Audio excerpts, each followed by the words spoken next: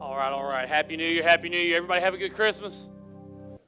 Only 2 people had a good Christmas. Fantastic, fantastic. I'm going to assume the rest of y'all, the Grinch visited you, you got cold, or maybe you are the Grinch. That's a possibility. Don't see any green hairy people in here, so maybe you're just disguised. I don't know.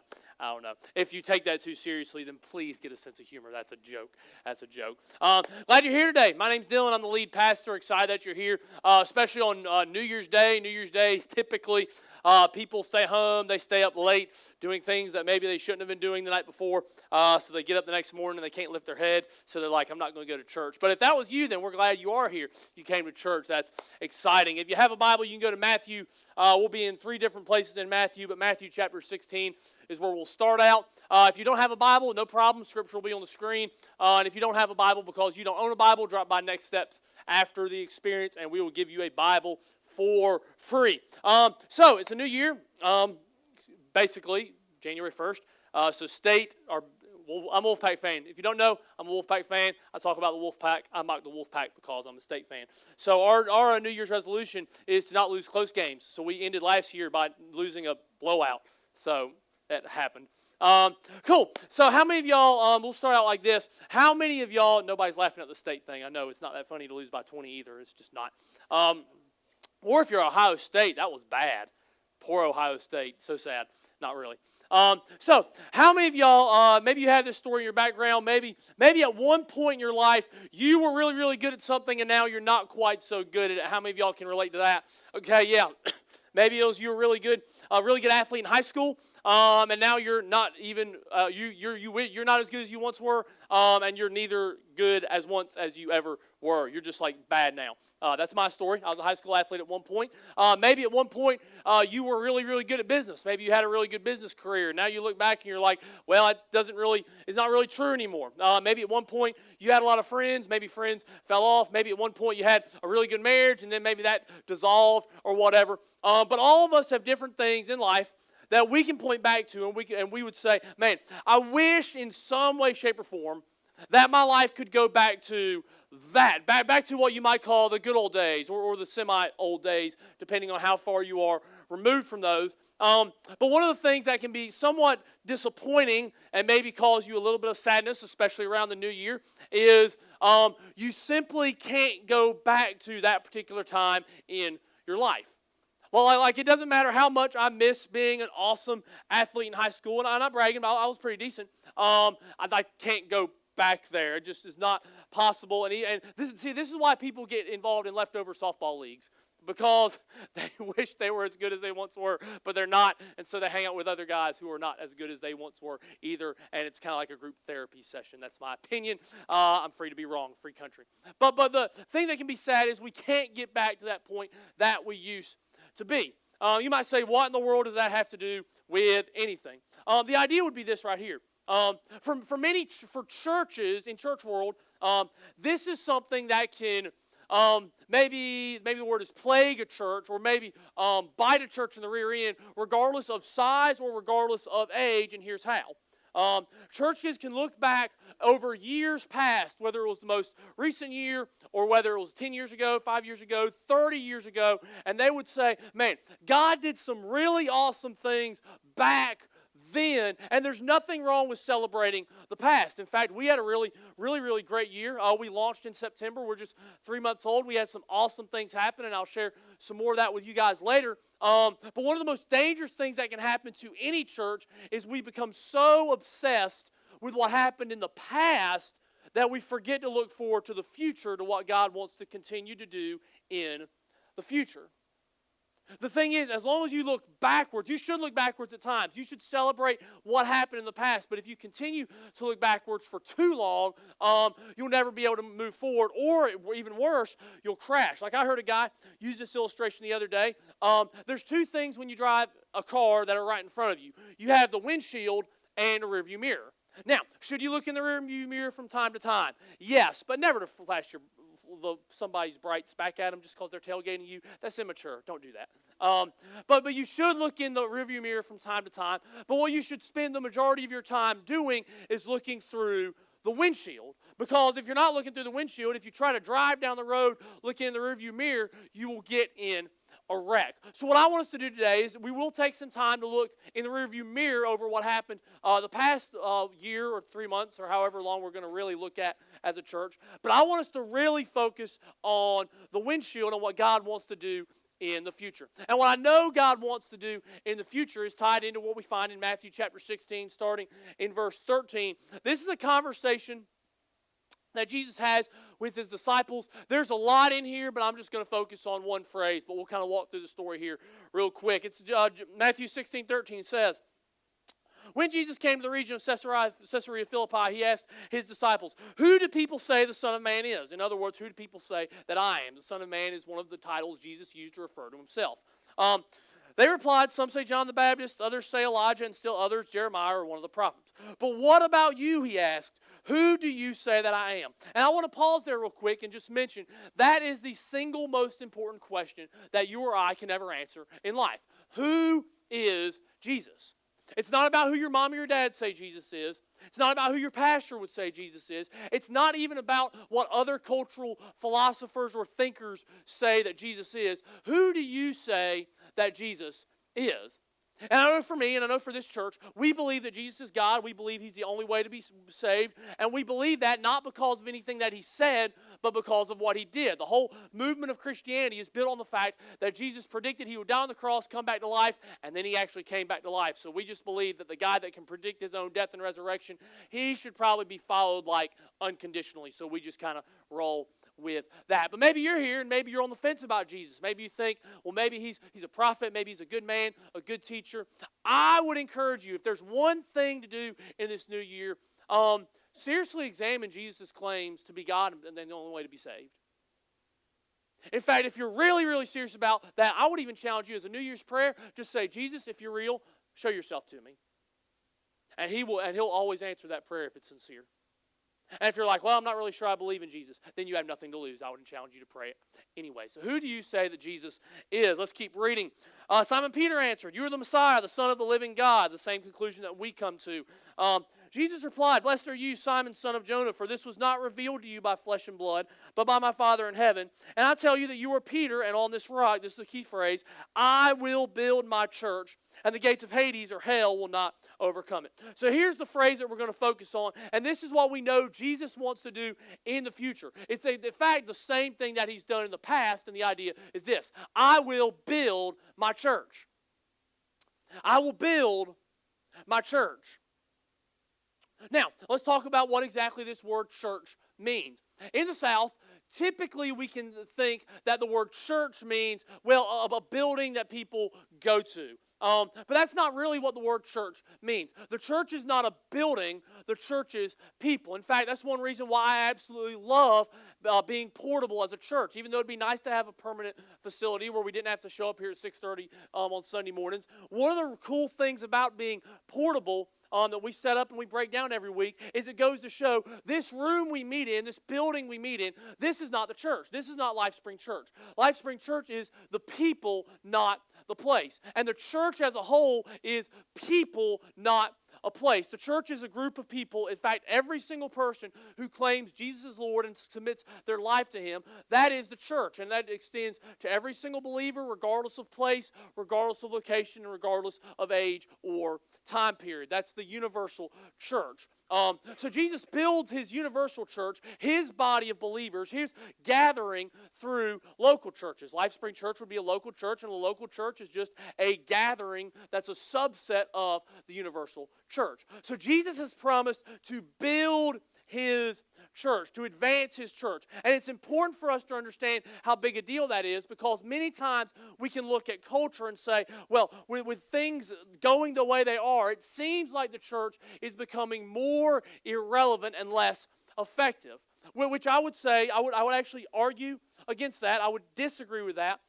What's actually happening, as we maybe even see attendance numbers in some churches shrink, is people who are what you would call Christians in name only are falling off. They're actually becoming who they actually were to start with, which is they don't really believe in Jesus. But people who are actually faithful followers of Jesus, that number is staying steady and even growing. And it's also important to understand Jesus is building His church, and that's like a worldwide thing.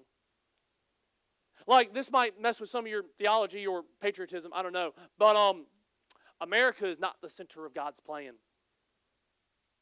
It's not. The church is. And in fact, the church worldwide is doing quite well and advancing quite well.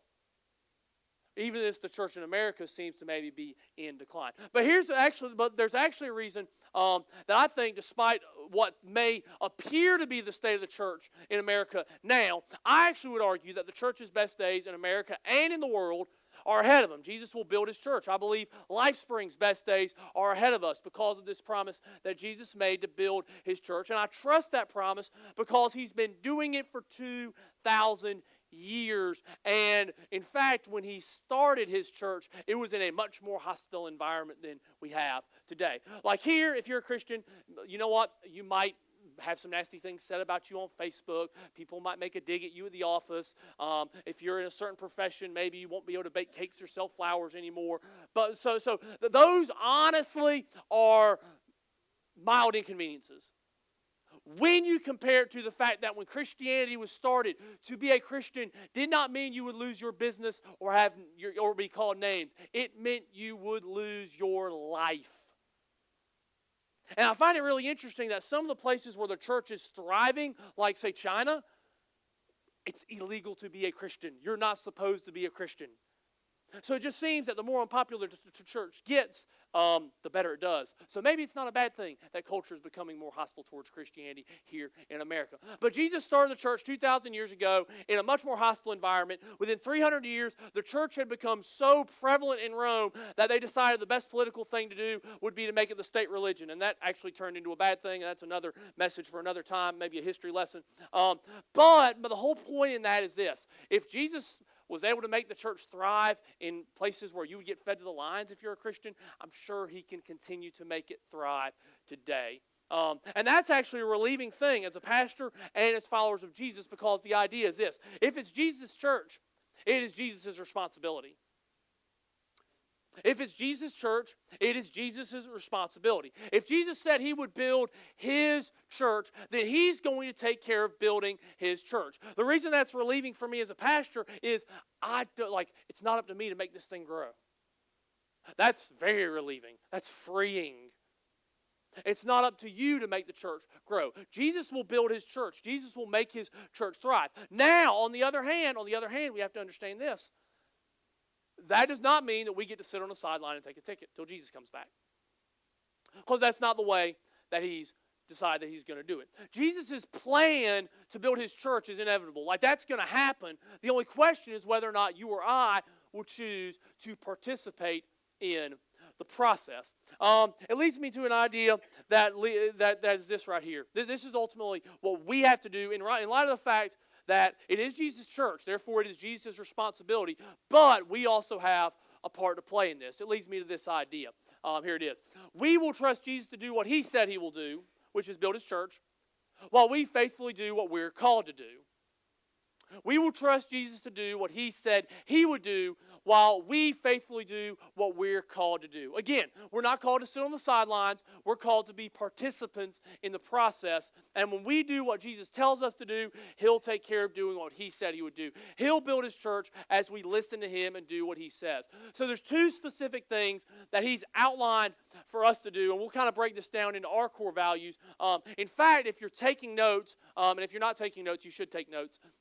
These would be some great New Year's resolutions for you. If you're like, I don't know what to do this new year, I'm going to give you two big things, but then 5 subset things under that. That would be awesome for you to make it a point to do. The first thing Jesus calls us to do is the Great Commission.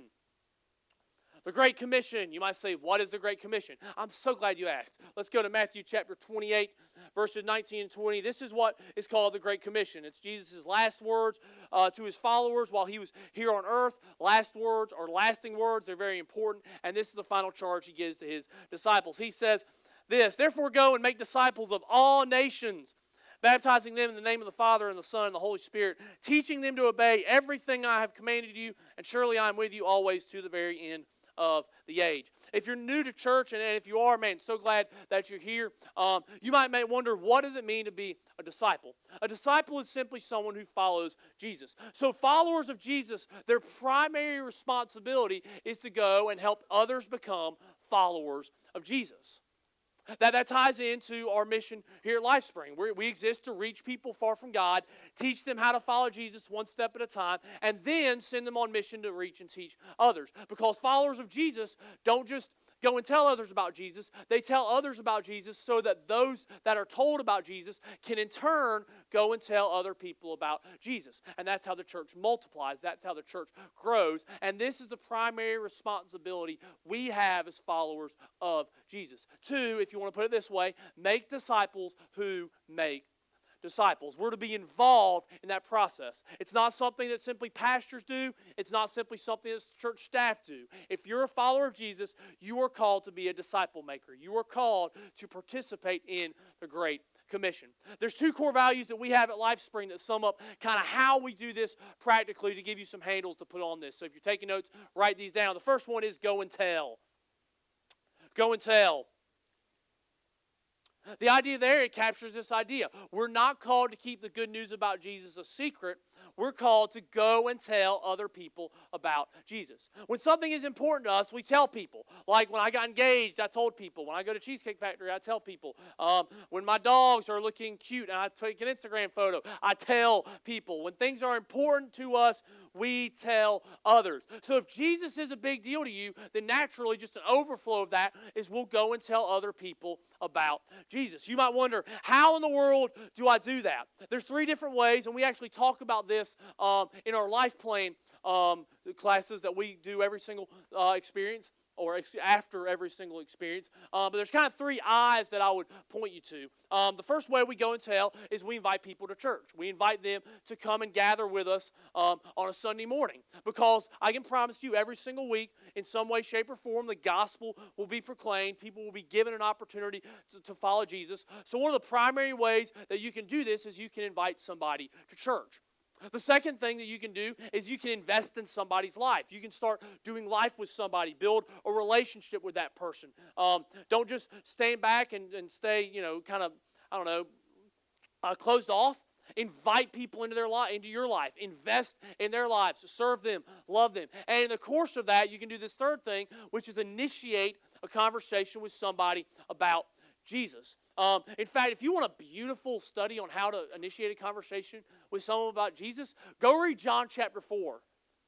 Because sometimes we hear, oh my gosh, I got to tell somebody about Jesus. I don't know how to do that. Listen, you don't have to go for the jugular immediately. Like Jesus actually started a conversation in that chapter with a woman about him. And he started the conversation by saying, hey, can you get me something to drink?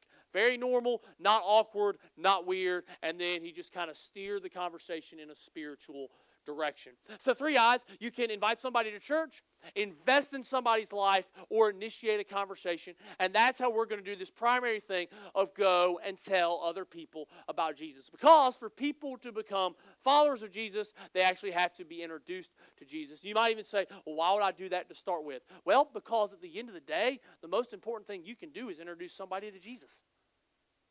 Because when people meet Jesus, Jesus changes lives. Jesus uses changed people to change communities. And that's why we say our vision is to make a lasting difference in the lives of people in Smithfield and beyond. And we do that not by doing nice things, although we will do nice things, but by introducing people to Jesus, giving them a chance to say yes to him. And the primary way we do that is we go and tell. The second core value that ties into this is belong and grow. Belong and grow. So if you're making a list of New Year's resolutions, a good one, if I can go back to the other one for a second, is this year I'm going to invite 3 people to church until they show up.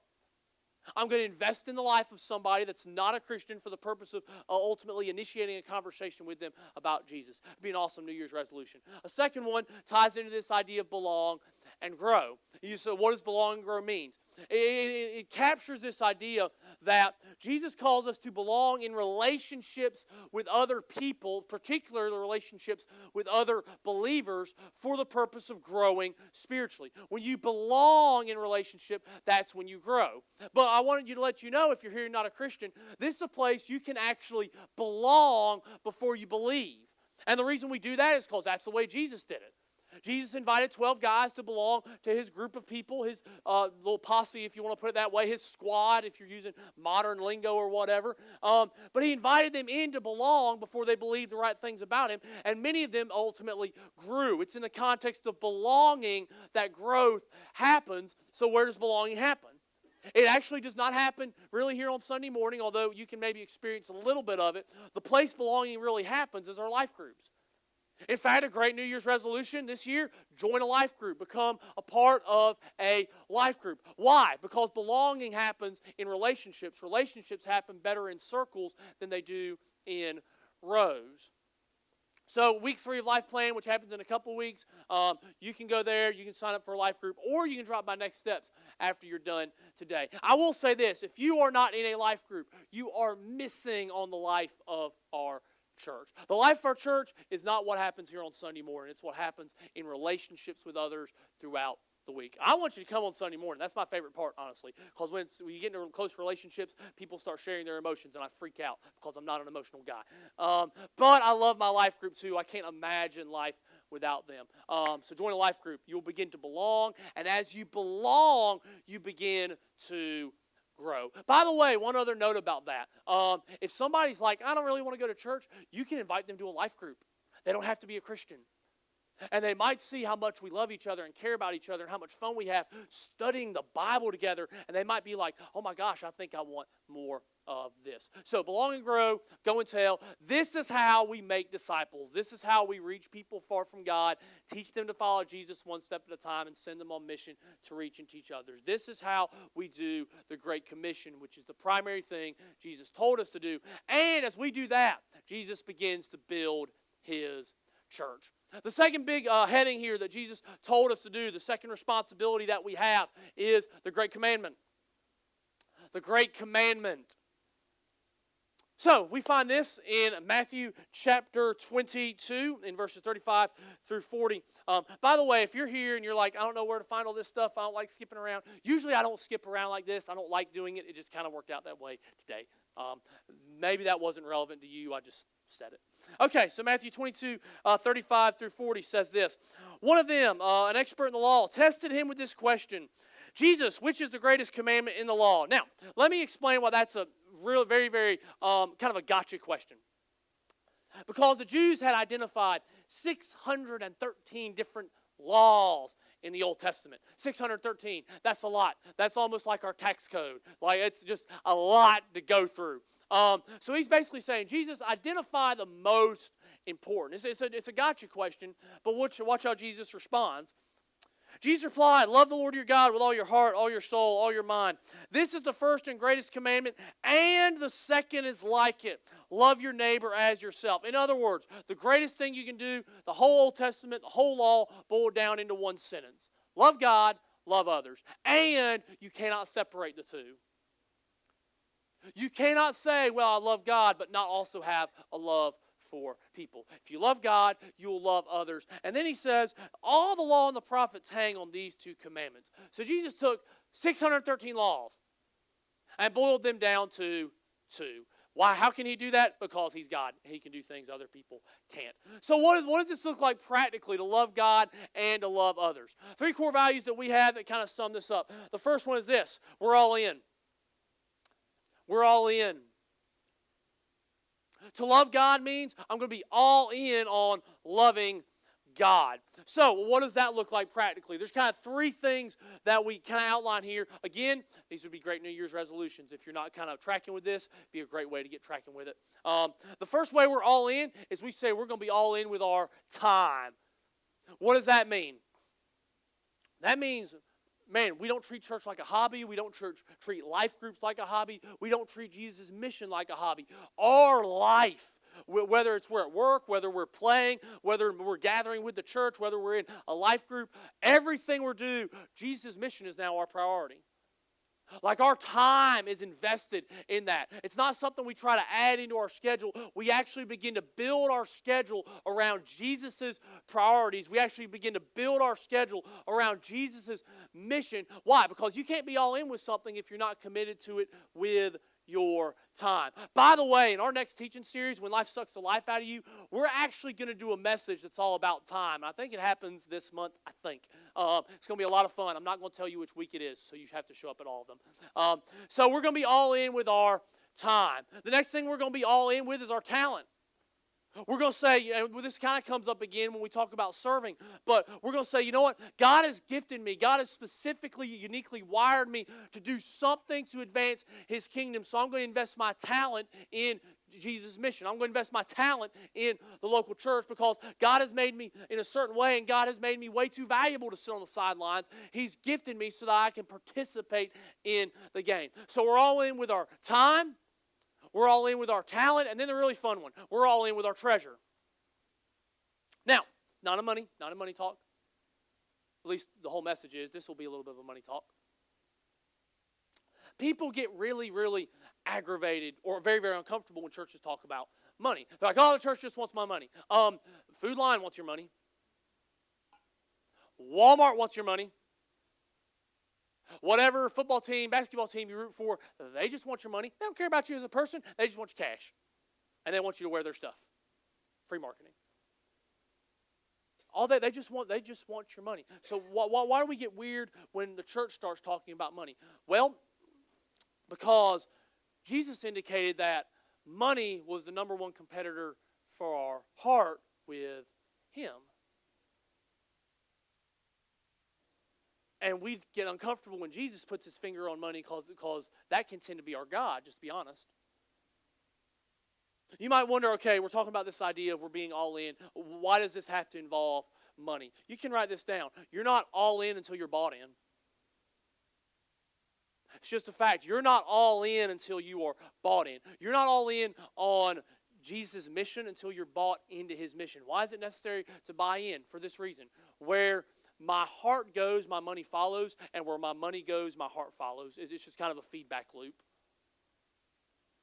So if you're not bought into Jesus' mission, then you're not all in on it. And my question would this be, why in the world would we invest in retirement and bank accounts and all those things and houses, which are great things to invest in, but why would we spend all of our investing in something that will ultimately not matter in eternity, but never invest in the one thing that will actually matter in eternity, which is Jesus' mission? A great New Year's resolution? Start giving. And listen, and I'll say this every single time I talk about giving. I'll qualify it though. You don't even have to give here. If you're like, I think he's shady because he looks weird, granted on the second part, but you don't have to give this church.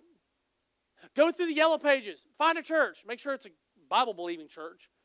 Give there. I just want you invested in Jesus' mission. Now, I will say this, though. If you do truly believe, like, this is the place where Jesus called you to call a church home, then you need to give here. You just do.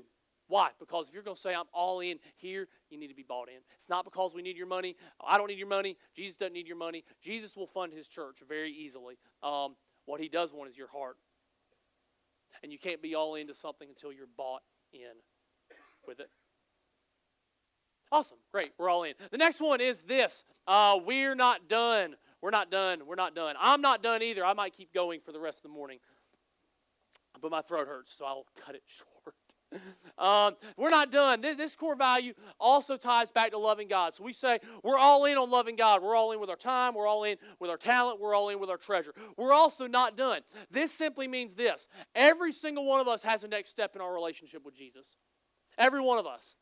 From the person who's here who doesn't believe a thing about God to the pastors. We all have a next step. Jesus has something He wants us to do now that He wants us to obey Him in. You might say, how do I determine my next step? Well, first off, you need to be reading your Bible because that's the way you hear God's voice. You never know God's will apart from His Word, so you need to be reading His Bible. You need to be in church. You need to be in groups with people because that's how we begin to discover what God wants us to do next. Another thing that you can do and I'll actually post a video on Facebook about this probably later on today.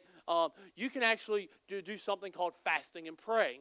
In fact, what I'm going to challenge everybody to do later on today, and you just watch our Facebook page for it, it'll pop out, is I'm going to challenge everybody for the next 30 days, January 2nd through January 31st, fast something. You might say, what in the world does that mean? I'm not fast at all. It doesn't mean run.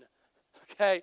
It means that you give up something. Usually a meal, maybe Facebook, maybe your phone would be a good thing for you to give up for a month so you can actually have real conversations with people right next to you. Might be a good idea. Might help your conversational skills.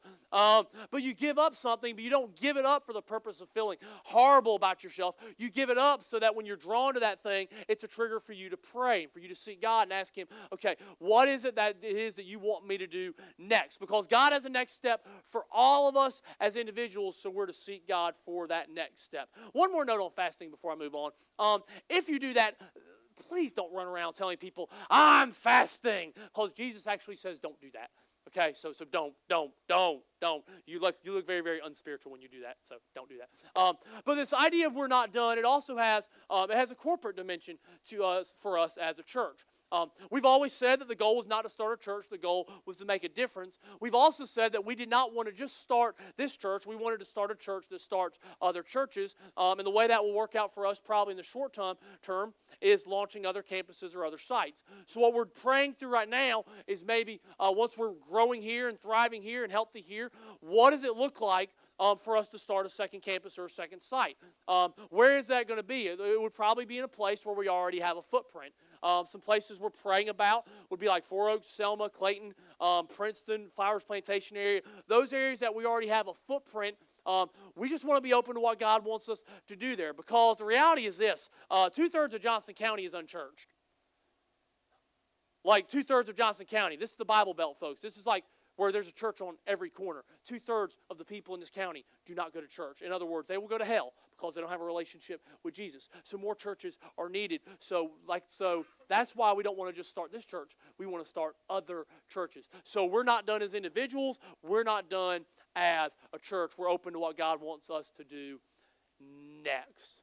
And in fact, the other thing is this. Until Jesus comes back, we're never done with following Him, and we're never done with participating in His mission. It always goes on. It never stops until Jesus comes back and makes everything perfect. The last one is this. Come and serve. Come and serve.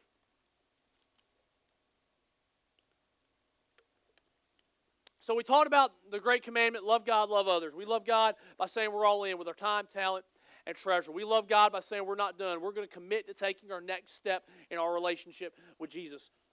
We love others by serving people. In fact, I would go as far to say is you cannot love people unless you serve people. And your love for people is only as deep as your level of service to people. So, what are we going to ask you to do practically? Again, great New Year's resolution. Join a life team, a volunteer team here. And you might say, man, do I really, can I serve at home? Well, yes, you should serve at home. Can I serve on the job or in a community? Yes, you should. That's why we're a church that's for Smithfield. We do things to serve the community. Do I really have to serve at church? Yes. Why? Because Paul makes it clear in Corinthians that God gave us gifts for the purposes of building up each other, building up His church. He didn't give us gifts so we could sit on the sideline in isolation. He gave us gifts so that we could participate in His mission. Part of that is finding the unique way in which you're wired to serve the local church. So, a great New Year's resolution, find out how you're uniquely wired. We talk about this a lot in Life Plan Week 2, which is next Sunday. Find out how God's uniquely wired you, and then start serving. You might say, I don't know what I like. Just pick something and start. Maybe you'll like load in, load out. I personally love load in, load out. I'm a morning person. I like getting up at 6:30, and the guys we load in, load out with are awesome. They are hilarious. Like you'll get a laugh just doing it. Like I think that's the most fun thing that we do on Sunday, honestly, is load in, load out. It's just a blast. I love it. But find a place to serve. The other thing about serving is, man, when you serve, that's really when you start to make a difference. It's not the people who sit on the sideline that make a difference. It's the people who step up and get involved in the game. So you might say, okay, so why does all this matter? So what? So what? You've given me all this stuff that I should do, and you should do it. Why does it matter? Well, here's kind of where I'll land a plan with this. I want to tell you a little bit about kind of the numbers from last year. The reason you should do these things, the reason you should go and tell, the reason you should be part of a life group, embrace the idea of belong and grow, the reason you should be all in with your time, talent, and treasure, the reason you should take next steps, the reason you should come and serve is because last year, 23 people met Christ because people were committed to living out those values. People met Christ because they were invited to church or somebody had a conversation with them or somebody invested in their lives. In fact, several of the people who were baptized, they came to meet Christ because we were over there in East Smithfield doing stuff. People met Christ because they were invited into a place where they could belong into relationships. People were baptized because they got connected into relationships. People met Christ because people gave to make this happen. People met Christ because others understood they had a next step, and one of those next steps was inviting others to meet Jesus. People met Christ because somebody opened doors, somebody set all this up, somebody played music, somebody ran sound and lights and did kids ministry. We had a kid baptized because they had a place where people did kids ministry. That's why we do these things, so people meet Christ. We had 23 people meet Christ. We had 5 people baptized. As far as just the numbers of attendance goes, we average 69 adults here every Sunday. We average 14 kids. Y'all, for a brand new church, that's really, really cool. And the reason that's really cool for us is because I can't tell you how many different times we heard from different people in some of the ministry circles we run in that there had been like 3 or 4 other churches that had tried to launch at Johnston Community College, and we heard, and none of them worked. So we got this really weird question. What are y'all going to do to not just be another casualty? Which... That's a weird question. We're like, don't really know. It's kind of up to God. Really? But man, we averaged almost 83 people on site here each week. Y'all, that's really, really cool because I think back to last year, and some of y'all were a part of the group we had last year. We had about maybe a group of 20 that said we want to do whatever it takes to get this church off the ground, and we saw God do some incredible, incredible things. Y'all, we had 143 people at our Christmas experience, which is the most we've ever had. And that was awesome. It really, really was. My prayer is this year is that we'll grow a lot more towards that. I'm praying this year that we'll go to 2 experiences at some point. I'm honestly praying this year that we'll find a permanent facility. That would be just an awesome thing to happen. But more than that, my prayer is that each and every one of you guys, that y'all step up, that y'all will all participate in the Great Commission. You all participate in the Great Commandment. Why? Because ultimately people meet Jesus through that. Ultimately lives are changed through that. And ultimately communities are changed through that. Because when people meet Jesus, Jesus changes lives. Jesus uses changed people to change communities. So, let's be faithful to do what God has called us to do. Let's not make excuses. Let's not sit on the sideline. Let's not put it off. Let's obey what Jesus tells us to do. And when we do that, when we live out the Great Commission, we live out the Great Commandment, then Jesus will do what He promised to do, which is build His church. And when Jesus builds His church, the gates of hell will not be able to stop it. The church is literally the most unstoppable force in the world because it has Jesus behind it. And He's going to build His church in Johnston County and Smithfield and beyond through someone. And if we want to be a part of that, then we have to be obedient to what He calls us to do as followers of Christ.